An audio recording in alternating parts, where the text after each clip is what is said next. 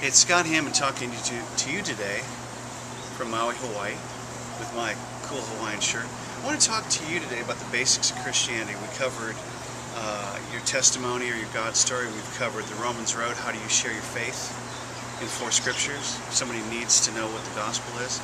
We've talked about growing as a Christian. We talked about home groups. Today, I want to talk about returning to your first love. You go, what is that? Well, true story. I'm golfing with my friend Marty, and I'm a young believer, and I go, hey Marty, I want to be rockstar.com, the bomb Christian, and I want to, what do you think? Maybe I'm a teacher, or leader, or worship leader, and he stops, he goes, you know, Scott, God's just teaching me how to love people. What? He's teaching me how to love people.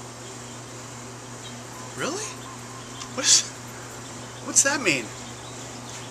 And he explained to me that he's wiped out all that stuff and he's just teaching Marty some basics about how to care for and love and relate to people. And I thought, awesome story. So how do you return to that first love, that basic love that you had for God 10, 20, 30, 50 years ago or weeks ago? Well, good question. Number one is it starts with your walk with God, your relationship with God. What are you doing today to spend time with Him? You take a walk with Him, you pray to Him, do you read the Word at all? Do you have it in strategic places? Do you listen to the Word in your car?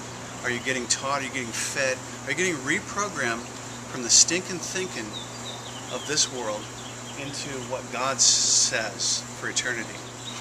So number one, are you growing? Do you pray? Do you have a quiet time? Number two, it's true you have struggles. Everybody does. Just name the person. There's battles in this life, and everybody goes through hard stuff, and cancers, and disease, and financial stuff, and divorces, and people die. There's battles, and it wears on you, and you start to crash and burn. What are you going to do about that? First of all, you own that, and you admit that, and second of all, you come to God with it and bring it to Him. So what are you going to do? Have a good walk with God and Jesus. Number two, what are you going to do with those battles? Number three is I'm going to say you set the stage for a walk with God, for a new heart. You can't do it, first of all. It's not up to you. But you can set the stage for it. Here's what I'd say. Be in a good fellowship.